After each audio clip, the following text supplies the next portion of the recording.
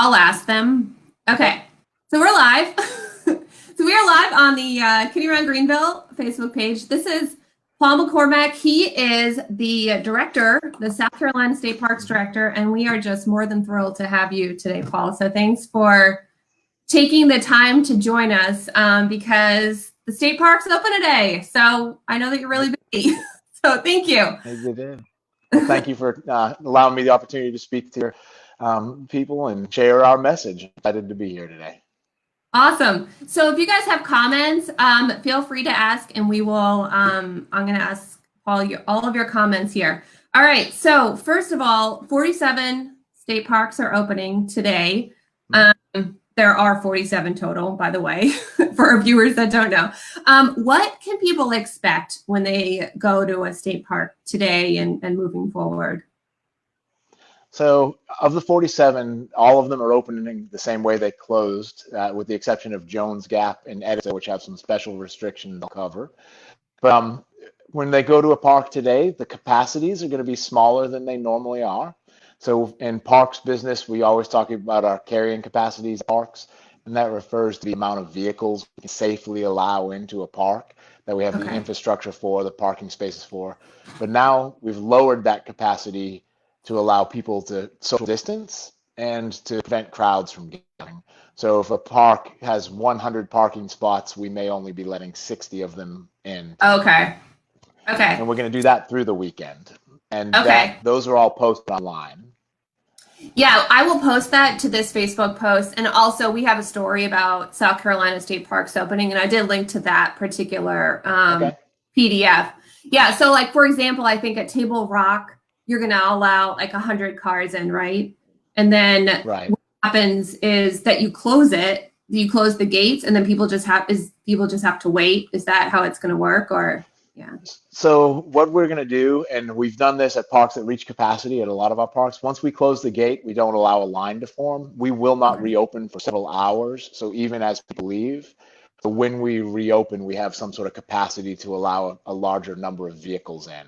So if you get to the gate and it's closed, there'll be no sitting in line waiting, because it could be several hours. And if the park if a lot of vehicles do not exit the park, we may not open it again to vehicles that day. So we don't encourage people to wait in line. So have a backup plan, right? Yes, absolutely. Okay, so if you get to a park, go somewhere else if you can't get in, and then come back hours later, right?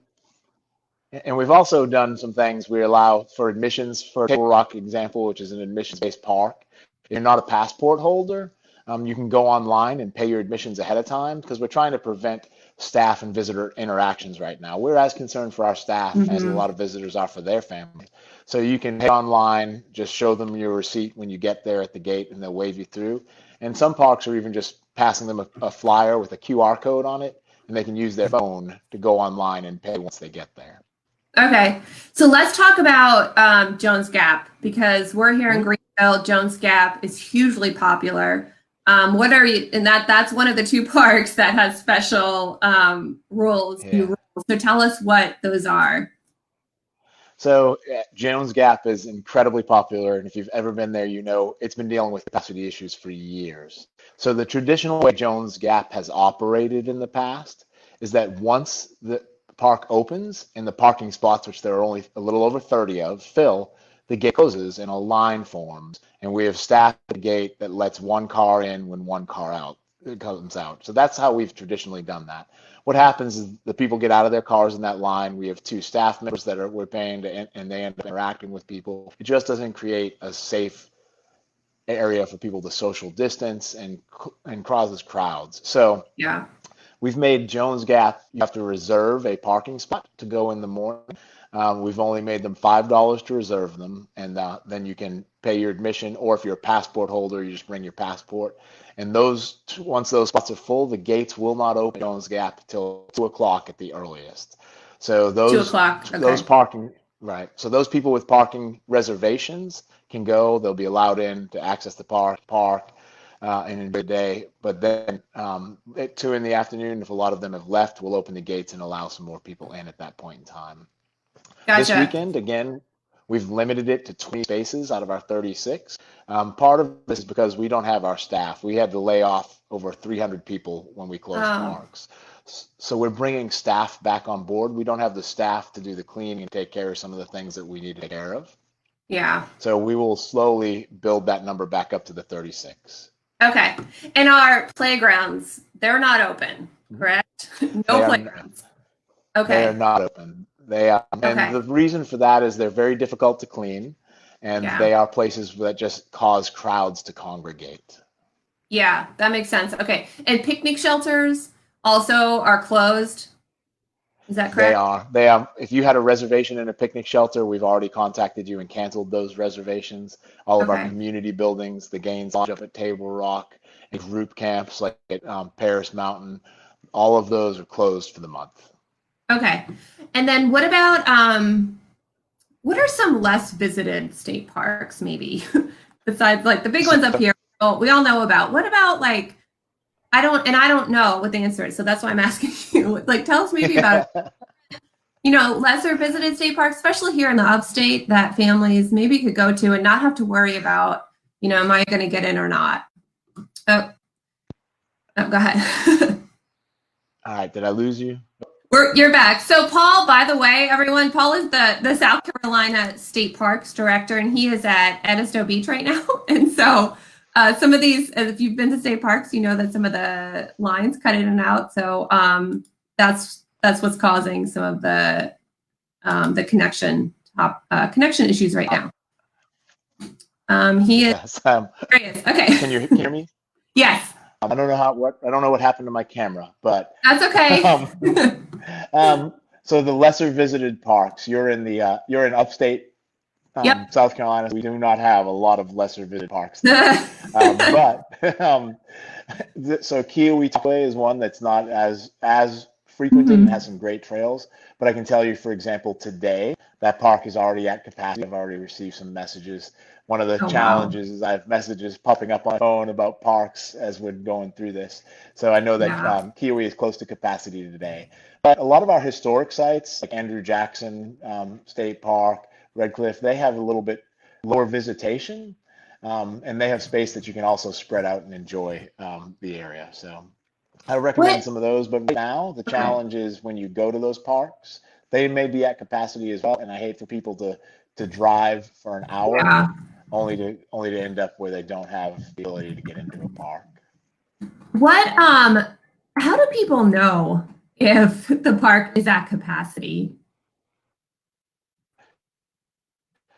If, right now, when they arrive, obviously there'll be a physical barrier showing the capacity. We're trying to find ways to update our to let people know when they can look online that They we're can at look online, capacity in okay. some cases. Yeah, Okay. but we don't have that capability yet, with the exception of Devil's Fork. Devil's Fork, we've been able to do that for a little while, but as we have more parks that struggle with capacity issues more regularly, we'll Yeah. make the ability to live update them easier. Okay. Okay. And then park passports. I have one Mhm. personally and I love it. I'm like, and I also got one like for family. I went a little crazy for Christmas and got like everybody. Excellent. um, Great gifts. They are fantastic. So the one I got was like an all state one. And you guys changed a Yeah, lot of stuff in December, I we believe. did. So is there two now? I wasn't sure. Yep. Two We have different. two passports, and one of them covers Okay. all parks, and one of them only covers select. The parks they cover are written right on pass, so it's clear which parks you're allowed in. But the all Okay. pass it's $99, and for $99 you get your vehicle into every park in the state of South Carolina for the year. So that's you and Yeah. anybody in your vehicle. And it also includes so all your coastal parks and admissions to Charlestown Landing and everything in the upstate. So it is Yeah. quite a value. You don't have to visit parks very often to make that pass pay for itself. Yeah, that's really awesome. And then because the parks have been closed for a month, like people who have park passports, they're basically getting that month back, right? Can Hmm. you say how that's Yeah. going to happen? So starting today, because we had people whose passes expired in the month of April and been Hmm. closed, so they not only had they not been able to buy a new pass, but we couldn't give them a new pass. So it's a little bit different today and for the next week or two because our visitor centers aren't open. So Yeah. park by park, we're putting strategies in. If you show up with a pass that expired last month, you're going to be allowed into the park. Some parks may have the ability to get them a new pass, some may not, but they're still Okay. going to allow them admission into the park. Once we get our visitor centers back open, say you have a park pass that expires in August of this year, you can bring that into the visitor center at any time, and you can do one of two things. If you want to buy a new park pass, we'll stamp it for 13 months. So instead of stamping it for the next August, we'll stamp it for next September. Or we'll give Okay. you a new park pass for this year and just add a month onto it. So if you have a park pass that expires in August, we'll stamp one that expires in September. So you can do it Gotcha. either way. But if you plan on buying a park pass again in the next year, I just recommend when you go to renew that, we're gonna give you 13 months on that. Thank you. What wait, when we have a question too, will the restrooms be open? They are open today, so the restrooms, the campgrounds, and our day facilities are open. We've put in some new cleaning practices, some more deep cleaning, more regular cleaning. We're gonna have to monitor it, and it's gonna depend upon our partnership with our visitors and Yeah. how abused or used they are and what our capacities Yeah. are and our ability to do that. Some states have opened parks without their restrooms open. We're attempting to open them with our restrooms open right now. We can continue to do Okay. that. What about for the parks that have I don't want to say beaches technically. Well, we're in the upstate, so we don't necessarily have beaches, although Lake Jacassie and there's a couple other parks. But and then of course the ones on the coast, like they have actual beaches. Are those all Yeah. open? So we have some areas, swimming areas that we designate. So swim at your own risk areas. Paris Mountain, right there in Right. Greenville, is a great Mhm. example. And so, in order for us to have a swimming area at Paris Mountain, we have to meet certain DHEC guidelines. So Oh, those areas where we have designated swimming areas where we do certain things through DHEC, those will not be open because, like pools at this point, under executive order, those aren't opening. The okay. places that have natural swimming areas on lakes that aren't managed by us, for example, Lake Jacassie, where people go into the water, those people will still be able to utilize those, and people who go to the beaches will still be able to utilize the beaches along the coast. But Okay.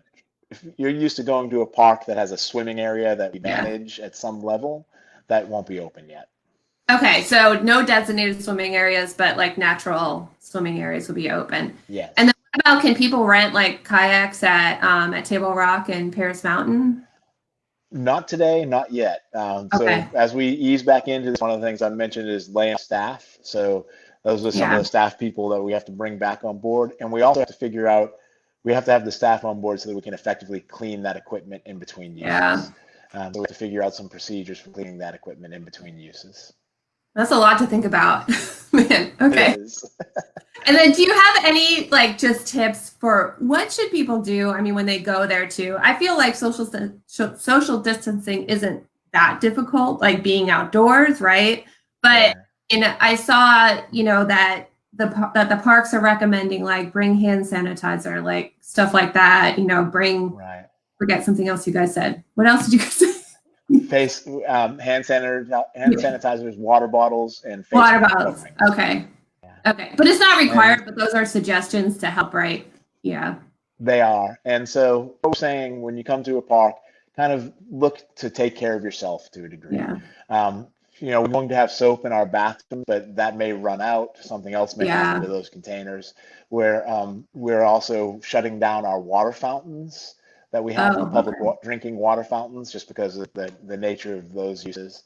And then as far as masks go, we're trying to protect our staff and our visitors. Yep. And depending upon, lots of, you go out in public now, you see people with masks, and we're encouraging all of our staffs to wear masks with interacting because our staffs are going home every night to families as well. We don't Yep. want them to be exposed. So out of respect for our staff, we ask when you interact, when you have some sort of a face covering, and for other visitors, whether, you feel you personally need one, it's a courtesy to everybody else that you're around in the parks. So we're asking people to do that when they arrive, and then show some patience because I can't. It sounds so cliche to say, but we don't know what we don't know, and we've never dealt with this before. So we're Yeah. going to have problems arise that we're going to have to Yeah. deal with on the fly, and then make decisions. And we need our visitors and the supporters to understand that we are not going to get this 100% right, and to help us to manage our way through this. So have patience. Basically, everyone just needs to have patience, right? Don't Yes, they do. It's not their fault. Well, and I tell people, remember that person that is cleaning the bathroom or asking you to stay back. They have a family that's worried about them. They're at work and being exposed and going home that night. Their family's worried about them. They're worried about their family. And we want to be able to provide these outdoor spaces for our visitors to use because we know how much they've missed them, how much we've missed having them in parks. But we want to do it safely. We have missed these state parks. I love the outdoors, and I certainly have missed going to them. I know our readers feel the same. Well, Paul, thank you so much for your time. I don't want to take up any more time. I know you got a lot to do today, opening up all 47. Appreciate it. So thank you again. And if any of our readers have questions, feel free to ask. And yeah, good luck to you. We're so appreciative of you and all of your staff. Thank you. All right. Thank you so much. Have a great day. You too. Bye-bye.